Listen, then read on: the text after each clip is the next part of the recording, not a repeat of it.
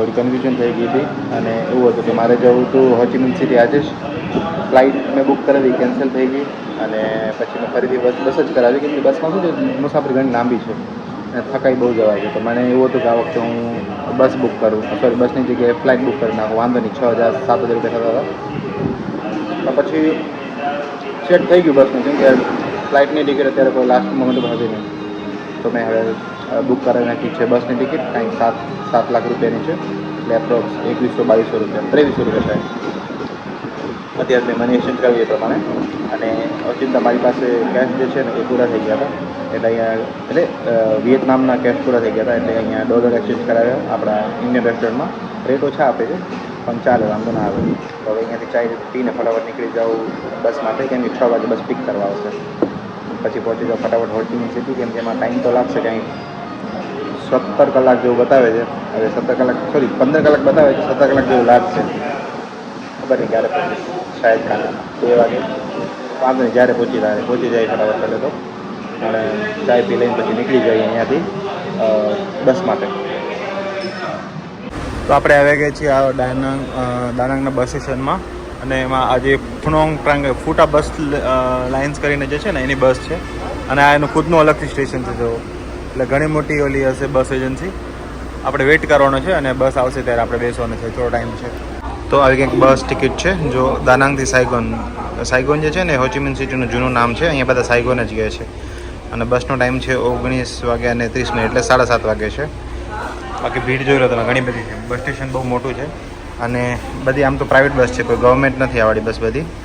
પણ અહીંયા કેવું છે કે બધું પ્રાઇવેટ બસનું વધારે ચાલે છે, અને આવી રીતમાં બસ ઓલા હોય ડિપાર્ટમેન્ટ એ આપણને અહીંયા સર્વ કરતા હોય આવી રીતમાં. જો અહીંયાથી ટિકિટ લીધી અને એ ટિકિટ મને આવી રીતમાં આપી. આ આપણને ટોટલ ટિકિટ છે 7 લાખની પડી છે, એટલે અરાઉન્ડ કાંઈક 2100-2200 યા 2300 આસપાસ કન્વર્ઝેશન ચાર્જ લગાવીને એટલું થાય છે. મેં બસની બુક ટિકિટ કરાવી ને ત્યારે હું ઓલા જેને બુક કરી આપીને એને બહુ થેન્ક યુ કરતો હતો કે ભાઈ એને મારી બહુ હેલ્પ કરી, આમ કર્યું તેમ કર્યું. પછી હવે મને ખબર પડી છે કે જે ટિકિટ મેં 7 લાખ વિયેતનામિક ડોંગમાં બુક કરાવી છે ને, જ્યારે મારા હાથમાં ટિકિટ આવી ને ત્યારે એની પ્રાઇસ હતી 5 લાખ વિયેતનામ ડોંગ, એટલે 2 લાખ વિયેતનામિક ડોંગ, એટલે સમજી લો ને 600-700 રૂપિયાનું માર્જિન તો ઓલા મેડમે રાખી લીધું. ઠીક છે, ચલો હવે એ પણ એનું કમિશન હશે એવી રીતમાં, પણ કમિશન સમજી લો ને હાફ નહીં, 30% જેવું કમિશન રાખી લીધું એને. એટલે ક્યારે તમે બુક કરાવો તો લોકલ એપમાંથી બુક કરાવી દેજો, બહુ બેસ્ટ રહેશે. અને આ ફૂટા એપ જે છે એ વાળી મસ્ત લાગે છે. તો ફૂટા એપ જે છે એપ બસનું એ તમે ડાયરેક્ટ બુક કરાવજો, કોઈ થર્ડ પાર્ટીથી ના કરાવજો. જે હું તમને એવું હશે તો ડિસ્ક્રિપ્શનમાં યા તો અહીંયા લખી નાખીશ કઈ એપ છે બસની. અને બાકી કોઈ થર્ડ પાર્ટીમાંથી બુક ના કરાવજો, કોઈ ઓલા એજન્ટથી કે રિસેપ્શનમાંથી તો બિલકુલ બુક ના કરાવજો. એટલે તમે ધ્યાન રાખજો. હું તો એ ફસાઈ ગયું, એટલે આવી રીતના ખોટા પૈસા આપી દીધા, તમે ના આપજો. તો આ વખતે જે છે ને એ બસ અલગ મળી છે. આવી રીતમાં સીટ છે, એ સામે પાણીની બોટલ મૂકી શકો, કોઈ ટીવી કે એવું કંઈ નથી બંને સાઈડમાં. ઓકે, અને લાઇટ આઈ થિંક તમે કરી શકતા હશો કોઈ જગ્યાએથી. હા ઓકે, લાઇટ છે આવી રીતનું, તો પગ અંદર હલાઈ જશે આવી રીતમાં. અને આવી રીતમાં આખી સીટ છે, જોઈ લો. એસીના વિન્ડ છે, કર્ટન તમે બંધ કરી શકો બંને બાજુથી. અહીંયાથી બી કર્ટન છે આવી રીતમાં, પણ ઓલી બહુ આમ વિડવાઈ સારી હતી, આ થોડી ઓછી છે, પણ ચલો ચાલશે. બીજું શું, જે મળ્યું એ બેસ્ટ. આવી રીતમાં સૂઈ જશો.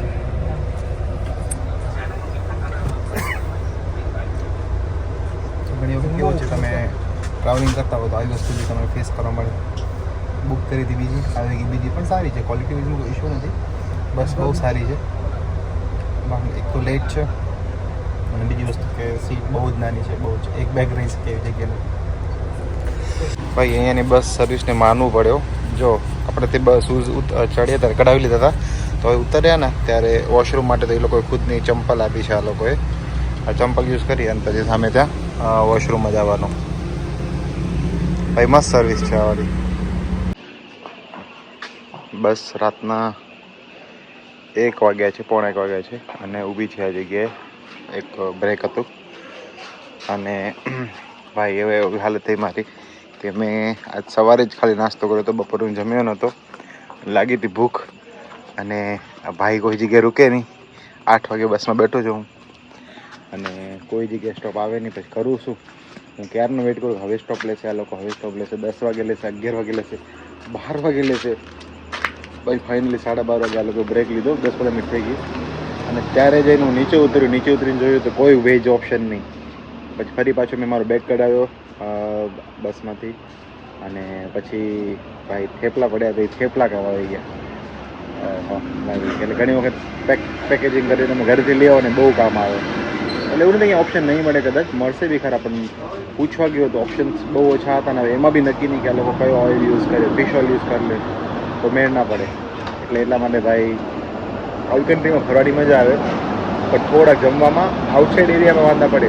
મેઇન જગ્યાએ ક્યાંય વાંધો નથી પડ્યો, બધું મળી જાય છે, પણ આવી જગ્યાએ તકલીફ પડે છે ભાઈ. તો આપણને એક્સપિરિયન્સ છે, તમે ટ્રાવેલ કરતા હો તો. પણ થઈ ગયું, ભૂખ હતી સવારની એ પૂરી થઈ ગઈ છે. મસ્ત થેપલા ખાધા મેં, મજા આવી ગઈ.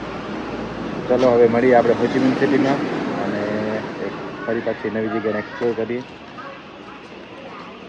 હું અહીંયા તમને લકડીયા ગાંઠિયા મળશે, જો સેમ છે વસ્તુ, જોઈ લો લકડીયા ગાંઠિયા જ છે, પણ ભરોસો ના કરે શું હશે.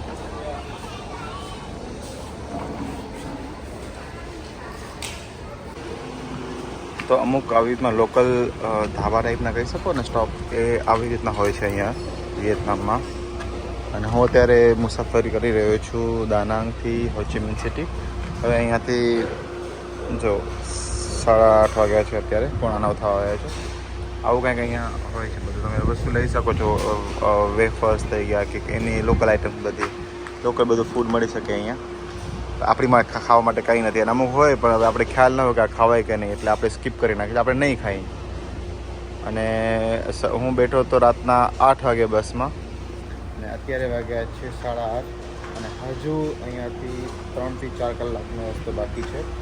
ટોટલ ડિસ્ટન્સ હતું 1000 કિલોમીટરની આસપાસમાં, જે બસ કાપશે કદાચ 14 કલાક યા 15 કલાકની આસપાસ. તો બસમાં એટલો ટાઈમ લાગી જ જાય, અને બરોબર છે એમ તો, પણ બસ સારી છે એટલે વાંધો નથી કોઈ રીતે. ચલો હવે બસનો ટાઈમ થઈ ગયો છે, આપણે બોર્ડ કરી લઈ પહોંચી જઈએ વિયેતનામ.